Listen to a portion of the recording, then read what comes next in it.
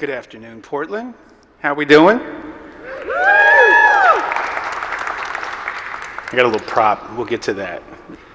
We are here today to talk about reimagining Oregon's food system, one potato at a time. What do I mean by that? You'll find out shortly. So, there's a journalist that said you cannot talk about something until you live it, until you practice it, until you literally, for my life, putting your hands in the dirt. That journalist was George Plimpton. How many people in the audience remember George Plimpton in the early 70s, late 60s, student of Walter Cronkite? I'm not aging myself, I'm just talking facts. He said, and it inspired me in the early 70s, I was a kid at the first Earth Day, to go out and do it, and then you can talk about it. So we're going to talk about something I did, and it's in the form of a story. So is everybody ready for a story? Yes. Okay, cool. So, close your eyes and imagine a magical place where there's snow-capped mountains, lush valleys that lead to the ocean in less than an hour, deserts, painted mountains, seascapes, riverscapes, towns of different character and personality, dotting the landscape, providing access to cultural exchange, to the movement of the really good things we eat in Oregon, and sharing of the bounty we have. Open your eyes. You're in Oregon! So, what is the bounty of Oregon? Well, the bounty of Oregon is 38,500 farms, second only to California. We have over 250 agriculture and ranch and river or water-based products that we export. About 80% of what we grow and produce in Oregon is shipped out. A third of that is wasted. And some of the folks you've talked to or seen, engaged with today, talked about that chain. About half of what Oregon grows stays in the States, the other half goes overseas. We grow cranberries, rhubarb, 95% of the hazelnut industry is here in Oregon. I can't say cherries because Washington has that with the Rainier cherries, but we do grow really good cherries in the gorge. Our climate and terroir, for those who are into the soil health, is incredible, so much so that whole countries are pulling their industries into our Willamette Valley to grow their grapes. We've got wine, we've got hops, we've got Oregon white wheat that we ship to Japan. They love it. And the exports of these products create an abundance for Oregon that is unseen in many other states. We also grow something else that is now, based on the successful work of 3 of our state senators, to make the potato Oregon's official state vegetable. Idaho, not dissing Idaho, I don't know if it's going to start a war. This potato, this is kind of russet, you might know it as a russet or a umatilla. The product itself and the variety is loved globally as French fries mostly and mashed potatoes, which is what most 80% of these are turned into, another 80%. Those French fries are shipped out, are harvested, diesel engine fuel, put in trucks, transported to a factory somewhere in the region, pretty locally. They are washed, they are thrown into a hose and projected through a machine that slices them into French fries. They wash them again, they flash freeze them using Freon, and most of them do not have solar systems on their roofs. Those refrigerated trucks drive them to the Port of Portland.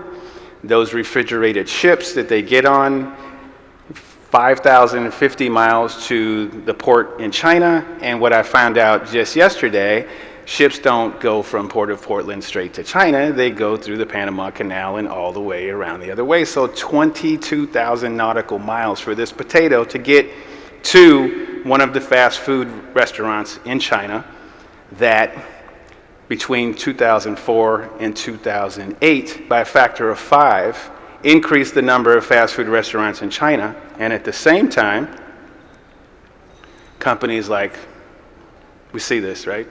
Ore-Ida, if you didn't know, Oregon and Idaho, potatoes. So those potatoes were consumed in fast food establishments, and specifically in China, I'm saying, because they're one of the largest purchasers of McDonald's French fries, which French fries for McDonald's are grown, that variety, in Oregon and Idaho because of our unique qualities and the ability to produce that food. At the same period of time, 2004 to 2014, obesity for adults and children doubled. Children 7 to 12 years old in China right now, this is today, about 16.7% of the population for those children are categorized as obese or overweight. This is so critical to China that they have, the Chinese Communist Party this week, in the last few months, have been working to ban fast food and Western style food in those restaurants and demanding for improved health for their people. Like, they're responding, it's a crisis.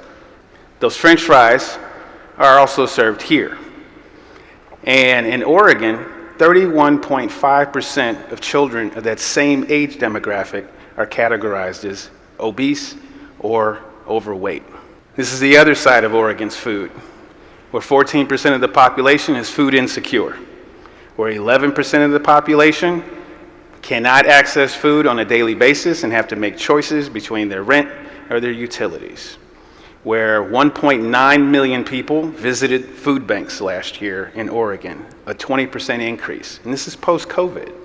These challenges and these realities in our food system, juxtaposed against our bounty and our wealth, are the thing that I love to work out in my mind and on whiteboards. And in this room, there are people who are ready to work in this system, if you don't already do it, but start to embrace and see what this is all about, how food and our wealth and our bounty and what we import and export have a real impact on us. Another question to the audience: how many people in this room eat? I see some people without their hands up. I'm concerned. So if you need, we're on PSU, there are services to support you. But I'm assuming that everyone takes some sort of nourishment into their body. And these challenges that we're facing in the population, we have set up systems. Everybody remembers COVID, store shelves empty, food needing to be supplied and moved around, pandemics, fires, floods, all critical challenges to maintaining the health of our people and our land. So, how do we ensure and improve this system? How do we make sure that hands in the soil are healthy? How do we make sure that food that's growing is managed properly, tracked and supported, and gets to the mouths that it needs to feed? And how do we organize these systems in ways to make them function for us better? By treating food as a critical infrastructure. For those of you who don't know about critical infrastructure or understand the word, I'm still learning myself because it changes and it moves. But basically, critical infrastructure is any system that you need that's not available. When it becomes unavailable, we don't last very long. So your lights, your water, our electricity, the toilet that everyone expects to work in the morning when you get up to go to work. When these systems do not work, that infrastructure has a problem. And let's use electricity as an example.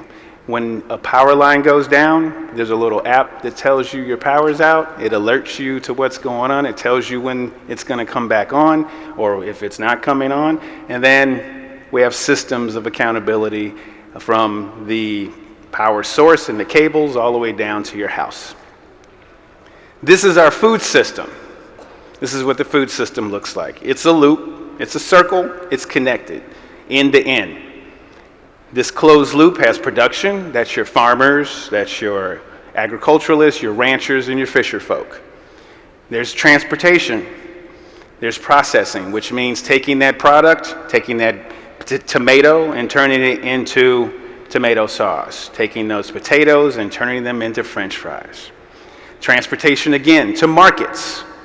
Those markets transport them out, or distributors. These are warehouses, these are vendors and companies that move food. Admark, Cisco, Charlie's Produce in the Northwest, to consumers and the people who prepare it for consumers. So these are grab-and-go meals. These are restaurateurs, chefs, cooks, and folks at home that make food. Transportation again, because we have waste. And our food waste, I said earlier, a third of our food is wasted before we even get it to the plate. And then back to the soil. In each of those systems, each of those jobs, each of those elements or careers or industries, you might see yourself in that loop, engage with food. So everybody, not only does everybody eat, most of us engage professionally or in some way in food. Here's another way of looking at it. And as you can see, there's inputs on the top, there's outputs on the bottom, and try to identify what you do and what you're about and what you're passionate about, and see yourself in that grid. Food is an intricate web. It's an infrastructure that requires backups, and it requires connection, and it requires relationship. Scalability, just like I used the example of electrician. So there's electricians that work on big power lines, like at Hanford. And then there's electricians that work at the city scale, right, when the power goes out. And then there's the electrician that you need when your lights go out at home, right? Same career, same track, a lot of the same training, but at different scales, each of those people are alerted at different times for the importance and the scale of the demand or the need. Redundancy also, how many people are ham operators? Anybody know about ham radio? Remember that? Anybody got their ham radio license or CB at home? So when the cell phone goes out, I had a friend who's a ham operator. He was like, I'm fine. I'm talking to everybody I need to talk to. I'm like, but cell lines are out. System redundancy. When the food system went out, when the grocery stores were closed, how many people sat at home for a moment and said, oh, snap, like, what am I gonna do? A lot of people started growing food during COVID. These are backup systems, the closest proximity to you solutions that you can do. Food infrastructure and ecological health, human health. Saving the bees is just not about saving the bees. We don't have bees, we don't pollinate. We don't pollinate, we don't have tomatoes or anything else. Carbon balancing, soil's just not about carbon trapping. It's about nitrogen management as well. Nitrogen is necessary, and over nitrogen or hypernitrates that roll into our rivers make them toxic, cause problems for us. These are things that an integrated loop won't solve, but I guarantee you they will improve. Are things working? Yes. Can they be better? Most definitely. Biden-Harris administration, lots of money coming in from the USDA, that's the U.S. Department of Agriculture, our Agriculture Department, NRCS, that's the National Conservation and Resource Network, where funding is going to farmers, funding is getting to the ground. And as we all know, what one administration gives, another administration can take. So, critical infrastructure ensures, just like the Baltimore Bridge, if something goes down, they're going to write a check. If we could approach that same type of problem with that same passion and response to our food system, then we're moving somewhere. So this infrastructure thinking. Next steps, I've got 5. Keep the land owned by those in the state of Oregon. We are selling off our land at a rate to multinational corporations and venture capitalists, and that is a detriment to keeping the beauty and the bounty that we have here in Oregon. 2 is tech getting into food. And when I say tech, I mean things that are compostable, like maybe hemp-based sensors in the soil, not plastics. Also, data. We've got lots of data. We've got more data available to us than in human history. And we've got maps and GIS and LIDAR, and we know when it's like weather patterns. We can track the weather, we can track food the same way. And worker protections. We have to pay farmers like we pay electricians.